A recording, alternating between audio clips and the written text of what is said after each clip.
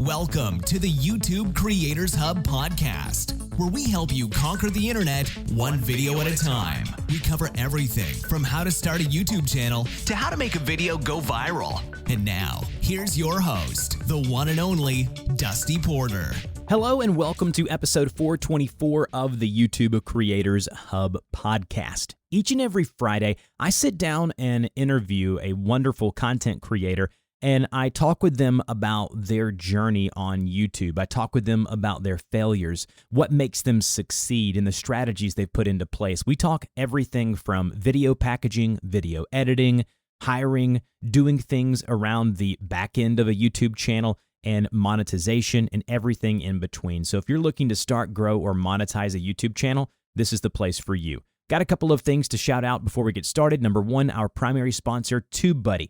They've been with me since almost the beginning. It's one of the tools that I recommend for everyone to try, and you can get a free 30-day trial by checking out the link down below. Also, I offer one-on-one or one-to-one coaching if you're looking to launch a YouTube channel.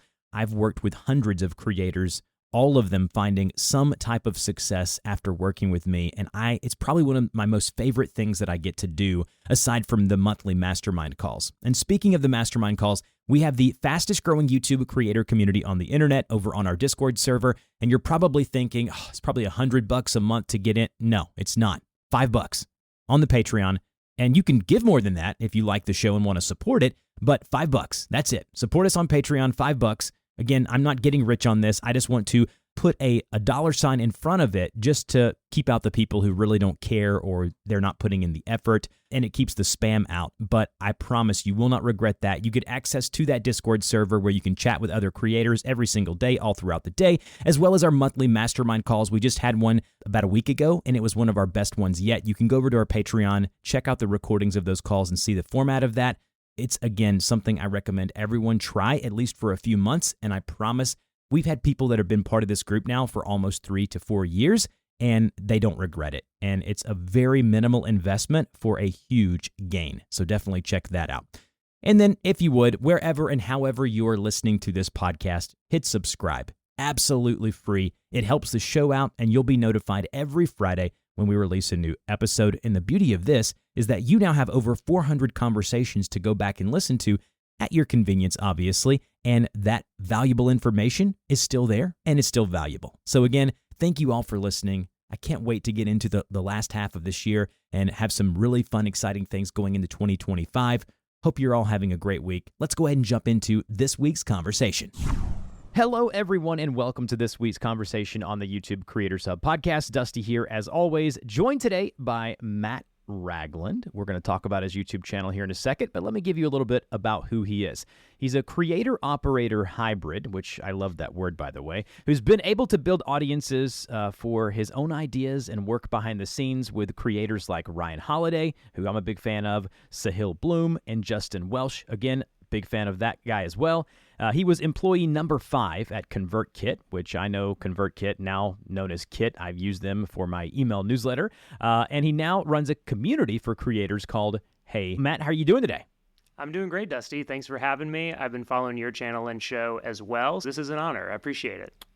Absolutely. I was telling you off air, I stumbled across your channel a few years back. It might have been during COVID and we had some extra time on our hands. And I was like, you know what? I'm interested in bullet journaling. And I always did digital journaling, but I never did anything analog. And I was like, I enjoy watching these videos on YouTube, and your channel just kept coming up. And I made a note that I wanted to get in touch with you. And of course, it's been a while, but I finally did, and super excited to have you on the show. Now, tell my audience what they would find if they went to your channel. So if they go to your channel right now, what would they find? Yeah, so it's all about, I call it analog action. And you mentioned the bullet journal, and it is the main topic keyword that I'm known for on YouTube. And something else I'm sure it'd be fun to talk about is like trying to potentially break out of a niche that you're in on YouTube. Is it worth it? How much effort should you put into it? So what you'll see, the majority, I've tried to do that a couple of times, but every time I do, I just post another bullet journal video and the views go right back up and the subscribers come in. But that's what you're going to find. And the thing that, if you're familiar with the bullet journal, then you may look at this and think, oh, those are the beautiful notebooks that I see that are very like artsy and have a lot of stickers, and I need to buy like 100 different colored pens and highlighters. And what I do, as the meme says, ain't nobody got time for that. I use pen, paper. I keep it very minimalist. And of course, that's a great keyword as well. But I keep it very minimalist. Like, hey, what I'm here to do is to write down tasks, ideas, and execute on them. And so that's what I use the bullet journal for. It is ironically like much closer, I think, to the heart of the bullet journal method, which was coined and created by writer Carol, I think 2012, 2013. So it's been around a little while, but that has definitely been like my primary vehicle to YouTube success and audience building. Yeah, I certainly want to touch on what do you do when you're in a niche or a space and you already have an established audience and you want to break away from that? Because it's very interesting that you say that. I had a client on a call this week, in a coaching call, and that was their exact question. They had over 100 and something thousand subscribers. They had built this beautiful audience. I had helped them build it over the past year or so, and now all of a sudden they want to do something else. It's a lot harder, and it's unfortunately very difficult in today's YouTube, and we'll certainly talk on that. Yeah, but I want to first take a kind of step back for a second. Tell us the story of the channel. If I sort by oldest video, it looks like it was 12 years ago when you did the first video, but it was really 8 years ago when you started doing the bullet journaling and things like that. And so if you would, tell my audience just the story and the journey it took you to get to where your channel is now with the success that you've had. And I haven't mentioned it, you're just under 250 videos, right at 100,000 subscribers, 99,500. So if you're listening to this, go over to Matt's channel, press that subscribe button. Let's get him that play button. But give us the full story of the channel. Yeah, I have been creating content online for, I think 2011 was when I set up my first like serious blog, because that was the thing back then. And there were a couple of like people I was reading back then: Michael Hyatt, copy blogger, pro blogger, Jeff Goins was somebody else that I befriended and gave me a lot of encouragement. And I started that around 2011, and I really enjoyed writing. I actually started a podcast and did 25 episodes of a show in 2013, 2014, which is like interesting to think about 10 years later. But then I started working at ConvertKit, now Kit. I was employee number 5, like you said, and I was really focusing on startups, my career. I was still writing. I'd actually applied for a few content marketing jobs at Buffer and Help Scout before I landed at Kit to do customer success and marketing. And I never lost that feeling of wanting to be a creator, though. And one of the things that I hadn't tried yet was YouTube, but it was something like making videos was always something that I enjoyed doing. Like I have my favorite classes in high school, I'm class of 2002, so a little while ago, was TV production, like mini DV tapes and just doing like dumb skits with my friends and recording them and putting them on. And so like I had some editing understanding. I knew how to set up some shots and how to like just make something that was interesting. And I was also watching a lot of Casey Neistat in 2017. And so there was a desire from me to, let's just try and make something fun. And it was February 2017 where I got like more serious about it. I was like, it's February, I'm going to do 30 videos in 30 days. And so I did a daily vlog for those 30 days, and daily vlogging is hard. And I was still working at Kit at the time, and I continued to create videos, usually once a week, sometimes twice a week. And around August, September of 2017, I was doing a lot of workflow sharing, talking about what I was doing at Kit, how we were onboarding new customers, some of the things that we were doing from product management and design perspective, work trips that I was going on. So really still more vlog content. And part of that was I started sharing like workflows and how I plan and stay productive, especially like we had our first child at that point. He was 2 years old. We were traveling a lot, and I really needed a plan to stay focused and productive. And so I shared something like, here's how I plan my week in a bullet journal. And that video that was, I think, like my 60th video, give or take. And most of my videos at that time were doing just 100 or 200 views at that point. And it wasn't until a couple of months later, as I was doing like a year in review, I looked at my channel history and saw that the bullet journal video was far outperforming every other video that I had created at that point. And we're talking like 600 views. So it still wasn't like crazy, but when most of your videos are 50 to 100 views, when something's 600 or 700 views, you're like, oh, that's interesting. Mm-hmm. And I've always been someone who likes to plan a year, likes to set some goals. And so I was like, I'm going to make a couple of videos at the end of 20, new year, new me, new year planning, and say planning a new year in a bullet journal. The title was better than that, but that was essentially it. And my thought was, I hope this is the video that eventually could help me get to 1,000 subscribers. Because at the time, I had made 75 videos that year, and I had 600 or 700 subscribers. Within just a few days, and I had not had any videos that went over 1,000 views. Within just a few days, that video was over 1,000 views. And then within a week, I was over 1,000 subscribers.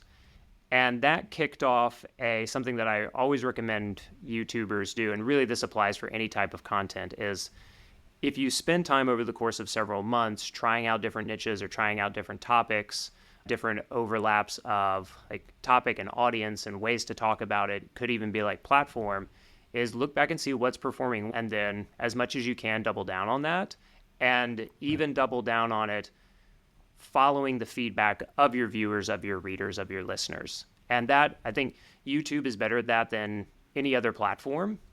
And the way that I then ran my channel for the next 6 months was to just continue to make workflow videos focused on the bullet journal and other type of, analog action taking items. But I would always drop everything if I saw a comment in a video that was asking for a further explanation of something that I had brought up in a previous video. So one example was I used this strategy called like the 10 block method. You have 10 4-hour blocks per week. So how are you using those? You can break them up some, but that was like the easiest thing to talk about. And a lot of people were asking about that. So I made 2 videos about 10 blocks, and then, which is essentially time blocking. And then I just had, hey, one of the reasons that I'm able to stay focused and productive and understand like how to time block is that I actually track my time. And so like I showed my time tracking grid, and people were like, oh, tell me more about that. So 2-3 videos about time tracking. Between that video coming out the week before Christmas 2017 going into 2018, by middle of 2018, I was over 10,000 subscribers just following that flywheel. So you basically, exactly what you said was that you took something that you saw success with. And as a coach, this is something that we tell people all the time. Look at your channel now, sort by most popular, look at the data, look at the watch time, see what's performing for you. And if you enjoy that, like you said, double down on it and take that train and see where it leads you. Now, I've got a couple follow-up questions for you, and it'll lead into the topic we were just talking about at the open.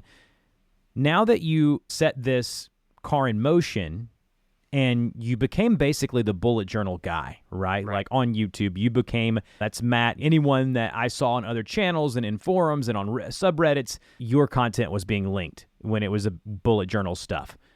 So when that happened, and it's really hard to stop a car in motion, so when that happened, were you okay with it short term, like getting started? Obviously, you found success, you were able to monetize, do those things.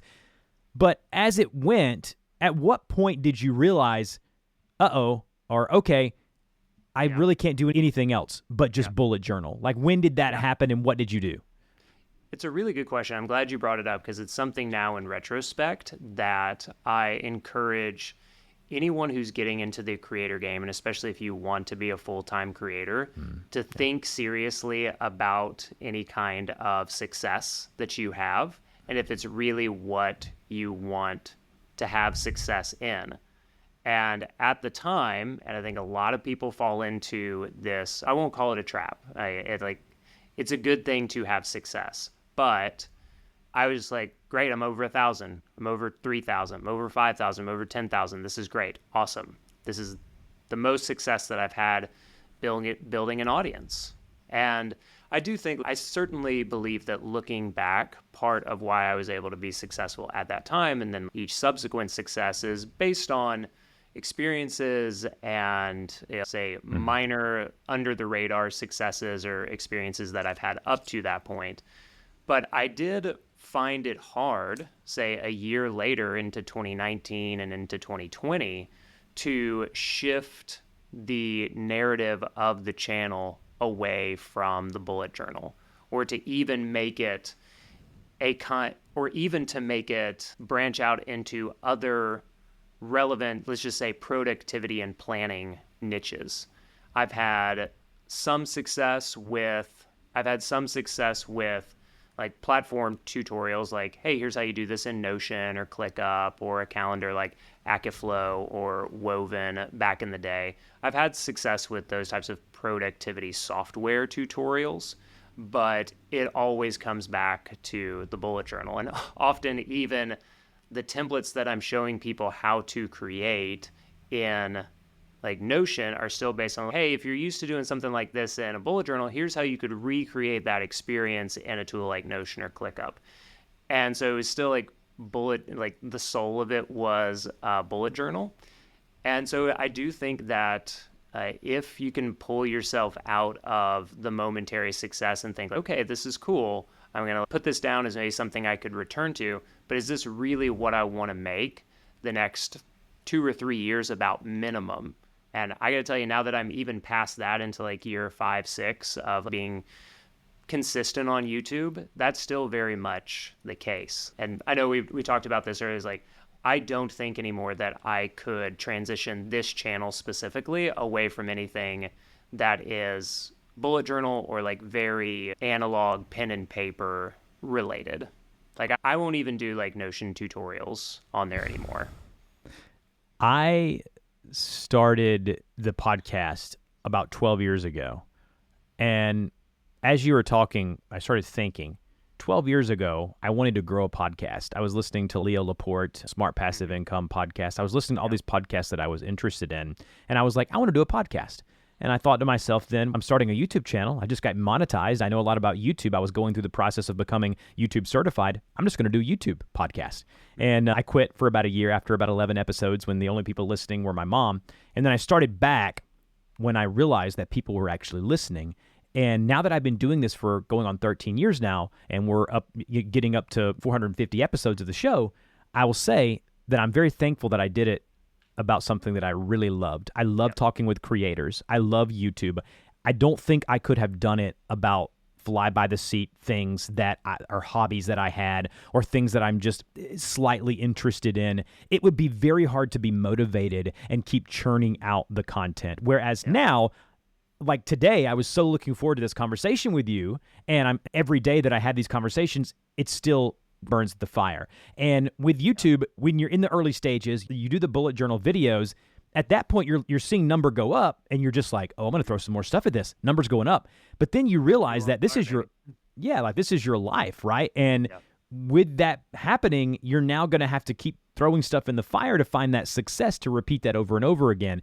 And I will say, looking at your channel, you are seeing success with some productivity stuff, the digital stuff. And with time, with time, you can increase the audience. But like you said, the realization of the Matt Ragland YouTube channel is going to probably be known for bullet journal stuff for forever. And if I wanted to do something different, I would need to launch something else, whether it be a different platform or channel.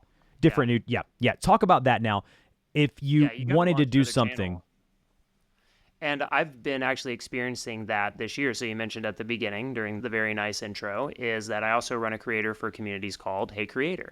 And part of what we're doing in HeyCreator is that we have a YouTube channel, we have a podcast, we have things that we're sharing. And we had the real discussion, and then we actually ran a couple of little experiments to say, hey, if we run this same video on my channel, how's it going to perform? Because a new channel doesn't have anything. It's not monetized. That's a pain, no matter who you are. And it can, I think, ironically feel more frustrating sometimes if you've had success, because you're like, hey, I know these are the things that you're supposed to do. Why am I still at 200 subs? Or why haven't I got over 1,000 now, but I still need like all these watch hours. What am I missing? What am I not doing right? When there are so many things to consider. But when we ran those experiments, we like, hey, let's just not even as much specificity to the HeyCreator channel itself. Like, what if I just ran more of a creator-focused video and even couch some of it in productivity advice? And it did fine overall if you're looking at it, but it way underperformed for any other type of video that I would have done. And the thing that I try and think about now when it comes to developing those other channels is that you just really got to not start from scratch because you have all the knowledge and expertise that you've built over the years. You can still apply that. The other thing that I've tried to do to honestly middling success is just to pump the other channel on my main channel. So in-screen videos, another way that I've done this, and the thing that I like about a bullet journal and then like productivity in general is that, and this is something else to think about as you're considering like expanding your audience or your topic list, is there a way that I can find some kind of overlap that I can use my main topic or channel as a Trojan horse to talk about other things? And so like I could, as I'm doing like hey, I'm planning the week type of video for the 30th time, is look and say, hey, what I'm working on this week is that I'm doing a podcast. I'm doing a podcast with Dusty. Right. I'm interviewing Dan next week. It's for the HeyCreator show. Check out link in the description, or like throw a card up in the top right. Say like, you can subscribe to that channel if you are like this type of person or viewer. If you're watching this and you're trying to build a YouTube channel or you're trying to start an online creator business, go here and check it out. So that has been successful. It hasn't been like quite as much of an impact as I would have initially hoped, but that's, I think, if we're not talking about paid or partner traffic going to the channel, which I have some experience into, to middling results, then yeah, that's what I recommend. But I do think I'm very much a believer now that they have to be separate, as like disappointing as that can feel. Yeah, once you find a niche, I've tried it many times. My main YouTube channel is technology tutorials, and I've tried to veer from that multiple times. I tried talking and do this podcast on that channel. I tried to do some other stuff that was not directly related, some productivity stuff, because I, like you, I enjoy the productivity stuff. I consume a lot of that stuff. It just didn't work.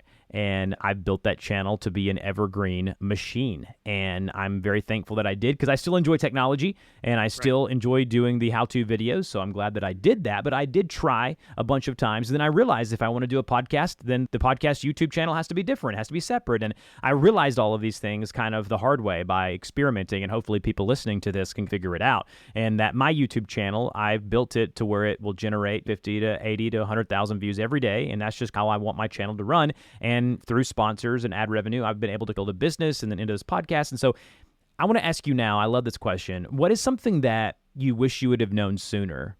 Let's leave aside what we just talked about with that. We'll put a pin in that. Other than that, what is something that around the YouTube channel that you would say to yourself, man, if I would have just done that or known this sooner, the channel would have took off even quicker or had more success? And the specificity, the niche of it took a little bit to figure out. But I also think that unless you come into it with a defined expertise or idea of what you want to discuss, I think a lot of people kind of go through the rounds, put in the reps of figuring out, okay, what is something that I enjoy talking about that people are also interested in hearing about or seeing from me? And that does take time for a lot of people. As most people that I talk to, most people in the HeyCreator community, most people that I've coached over the years, they have a few things that they're interested in, and I had a few things. So it's figuring out what of those few things is the convergence between what you're good at and what other people will watch or pay you for.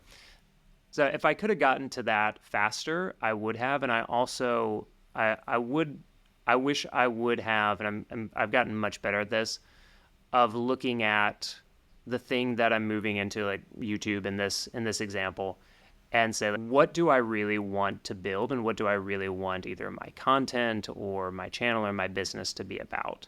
Because I probably wouldn't have said upfront that I wanted to be about analog productivity methods. I just fell into that. And maybe that's like too specific, and maybe nobody thinks in like those terms of specificities.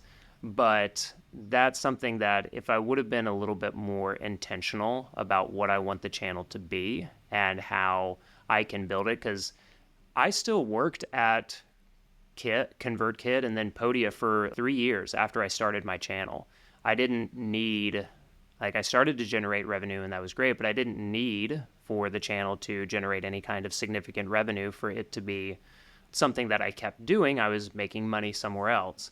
And I think looking back, I would have tried to stick out more of the personality vlog style, not necessarily in the way that it was 6-7 years ago with Casey and Emma Chamberlain. I think she was getting started around then, but looking at it more from an educational style vlog, not even quite like Gary Vee, but something that is more day in the life experiential while you're teaching something about your primary topic, instead of my bullet journal videos, and they're good. I'm even trying to make this more of my style going forward, and like that Trojan horse method.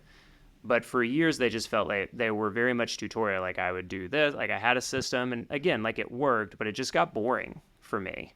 And it wasn't something I was like, okay, am I going to do another plan with me video? Because I wasn't somebody that drew or colored on my pages. I was just like, hey, this is it. And it just felt like, all right, I said this 20 other times over the past 5 years. And so I think if I could have stuck with some more of the my personality and life experience as a way to cultivate an interest in my work versus just like this tutorial that I was doing, that would have been something that could have been more sustainable, even though it probably would have taken more time for it to get. I still may not be close to 100K if I had done that, but I think it would have been just as profitable, because I think it would have been just as profitable and probably more enjoyable. What does your video production system look like now, and how has it changed from start to finish, from scripting preparation to upload to post-upload? What does it look like? What tools do you use, and how has that evolved over time? I've definitely gotten a lot better at scripting than I was. I've always been like a comfortable riffer and off-the-cuff conversationalist, which works for a podcast, but I've realized that it's not as great for a YouTube video, because like I just churn through so much footage, for lack of a better term, and then like this thing that probably only took 7 minutes for me to say is 30 minutes worth of recuts, because I didn't have as clear of a script as I wanted it to be. But early on, I almost always followed a really simple process where I would shoot the headshot, intro and outro, and maybe a couple of scenes in the middle, and then the next 10 to 15 minutes would just be a rig that my friend Mike built. Shout out to Mike, that would like just point the camera straight down onto my desk. And then I would just like write out my plan and I would talk through it. So I'd have a lav mic, a Rode lav mic that I would just record, and I would shoot the video, and then I would edit that down and throw some music on it, and that was it. Pretty simple, pretty straightforward. And so I've used Final Cut Pro. I used iMovie for the first year. I use Final Cut Pro now.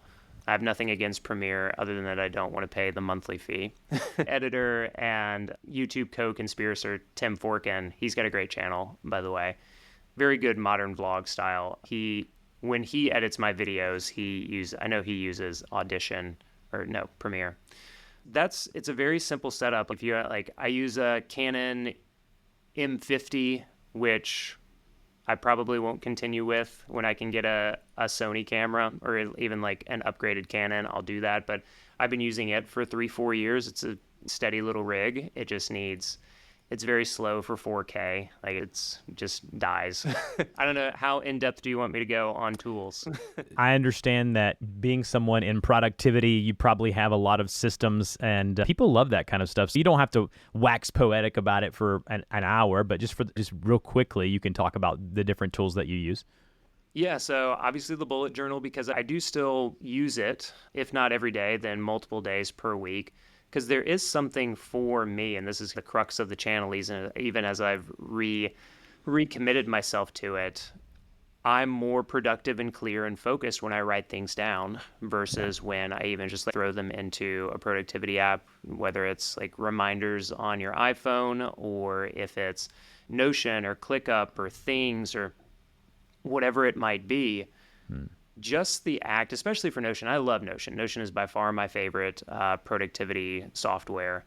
But there's so much happening inside of Notion and so many things that I could poke around as that even though I have spent lots of time putting together productivity templates in Notion that work really well, just in the process of opening it, like I might see a notification from somebody on my team, or I might see something in the sidebar. It's like, oh, I want to do a different kind of journal entry, or I have an idea to write about, or I want to review this Readwise highlight. I can't make it. I just want to interrupt you there briefly because you're in the same space that I'm in. I found that I'm so much more productive when I'm working, when I have a to-do list, when I write it down the night before, and it's just a simple to-do list. And I tried to do the to-do list in Notion and try to make Notion my everything, and I realized it's just not that. It's great for databases, and I use it for my video production. It's amazing. And for stuff like that, it's amazing, like you said. But I found that if I want to get things done, I have the app that I love and I enjoy called Things that is on my iPhone, on my Mac, and it's just a simple text-based list. And Notion is not any good at notes, so I wanted it to be my note taker, but it's not. So I use Obsidian. I have for a long time now. It's a simple markdown type note thing. I don't do the analog stuff, but it's almost like it's analog. And so I'm with you. I get distracted by that. So I didn't mean to interrupt you, but I agree with you 100%. No, I'm glad you brought it up, and because it's true, and it's something that even a lot of times I make it even simpler. There's a tool, it's a note card called Analog by Jeff Sheldon. He runs UgMonk. Yep. And Heard of so there, it's fantastic. It's just, I think you can put, 8 to 10 tasks down here. And I've talked with Jeff about this a bunch, and he's even thinking about, maybe he didn't say this, or maybe I suggested this. I've found that even though there are like spots for 8 to 10 tasks on this card, if I put more than 4 or 5 down, and I'm talking about like real things to do, not like update this or something that I just might do without really thinking about it, send a reply, answer this email. I'm talking about like, if I write down more than 3, 4, maybe 5, depending on the scope of that task, like it's just not going to get done and I end up punting them. So the way that I do often like balance these two is I do have a page in Notion where I just throw tasks or ideas, and then that's the thing that I just come back to. Pull from, It's like, hey, this is, because I don't want to have, sometimes I will in the bullet journal write down like, here's like a catch-all page for tasks during the week, but I'll also throw those into Notion, or if like I'm working at a company or team, obviously that uses something like ClickUp or whatever. So there is like some migration between tools there, but it's really not until I write something down that it becomes a real thing that I'm supposed to do. That's what I do with the app Things that I mentioned a few minutes ago. Is I have the inbox, and I'll just put everything there. I have to, as soon as I think about it, I put it in that inbox. And that is where I come to do all my processing of, okay, what needs to be done today? So if I know it needs to be done today, it's on that today. It's on widgets on my phone, on my Mac. I don't see that inbox.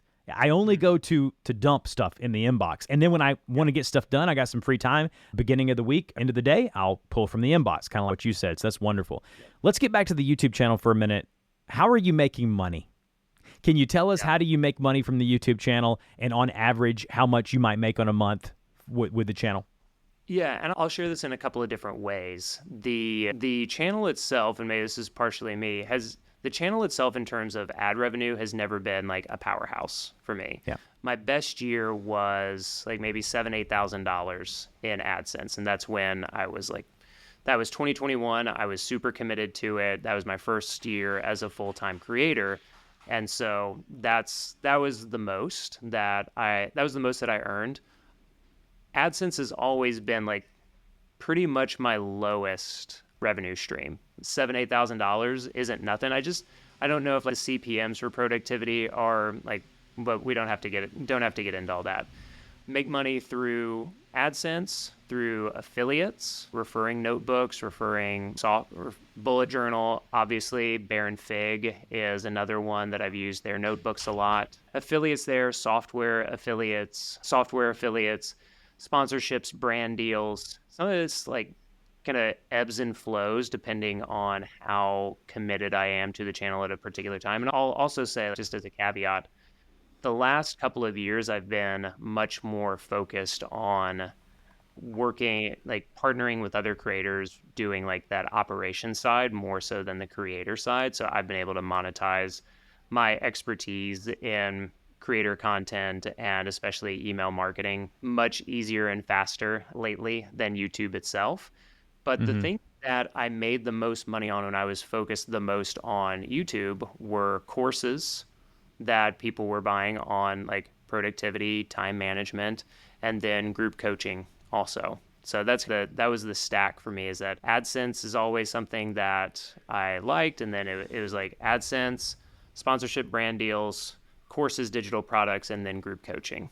And my goal had always been to like do more of the, not passive, but more of the non-coaching, non-consulting work as a primary revenue stream. Like I said, coaching, consulting services has continued to be like the thing that I can monetize the fastest and the easiest, even though it is the most time consuming.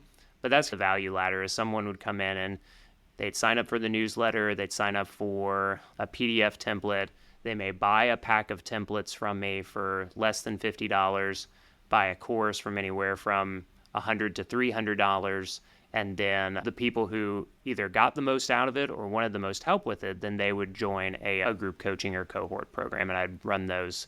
I haven't run one in a couple of years, but I was running 2 or 3 of those per year.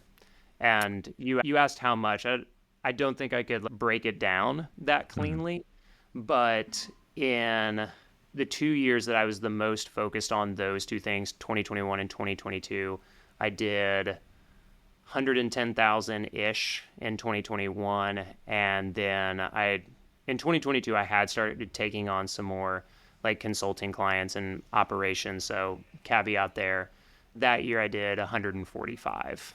Right. So, I appreciate you being so transparent with that. And instead of asking the normal last question that I ask, I want to ask you, because you are so ingrained in the email marketing side of things.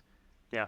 Should all creators have an email list? And I'm not necessarily saying a newsletter, because newsletters can come in that distinction. Yeah, some of these things can come in different shapes or forms, right? Mm-hmm.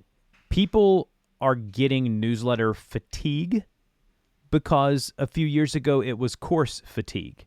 Sure. Now it's newsletter fatigue. And I think this stuff ebbs and flows. There was a time 3 or 4 years ago where people were like, oh, podcasting is peaking and it's only going to go down from here. And we've seen in the podcasting world, no, the past couple of years, podcasting has only gotten bigger. Ad revenue's only gotten bigger. And so again, these things ebb and flow. So take that again with a grain of salt. But speak on having an email list and owning that list as a creator. It's so important. I think my belief is that YouTube is the most valuable, important platform for creators, and that an email list is the most important asset that you can have as a creator. And those two for me have been the source of any success that I've had, that and the network that I've cultivated. But the thing that I'm so glad you said is like having an email list doesn't mean that you have to have a weekly newsletter. I do think that your email list will be healthier and people will pay you more money, and that you will have a better business if you email them even once a month. And like I could come back on and talk about newsletter, like email marketing strategies for an hour, 45 minutes, easy peasy. But the thing that I'll leave you with is when you set up, I like Kit the most. Bias, used to work there, love the team, love how they ship. There are other platforms which are great as well. But what I recommend you doing, even if you don't want to send a regular newsletter or updates or whatever you want to call it, and you can do this easily in Kit on their free plan, go create a landing page that just talks about what you do and how you can help people. Not a bio, what you do, how you can help people.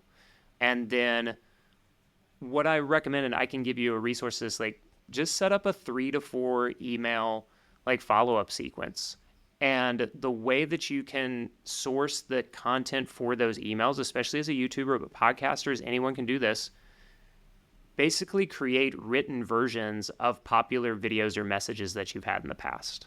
And my first welcome series, even before I was like really doing a newsletter a ton, is, hey, welcome to my newsletter. Let me tell you my productivity philosophy. Email 2, here's how I set goals. Email 3, here's how I block time to work on those goals. Email 4, here's how I track time so I know how long certain things like creating a YouTube video takes so that I can block time appropriately.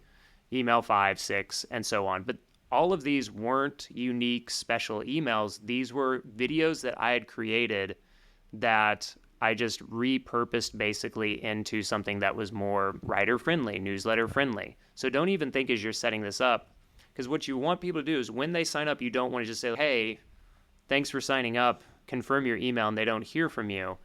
Even if all you do is send them 3, 4, 5 emails in the first couple of weeks, that will do a lot to build trust for you. And then if you're not a regular newsletter writer, you can always pick it back up. But I do recommend sign up to Kit, create a landing page, and then create a 3, 4, 5 email follow-up sequence of your best content that can live somewhere else.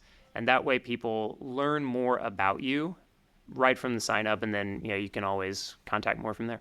Yeah, and you own that list. It's something that I've done recently, and it's grown to, we're getting close to that 5,000 mark, and I had one that was way larger than that at one point, but I did it incorrectly, and I know there's a lot of things on there that were not, I just knew I needed to start fresh, and so I did, and it's really been beneficial for my coaching business, for my podcasting business, and the interactions that I've had.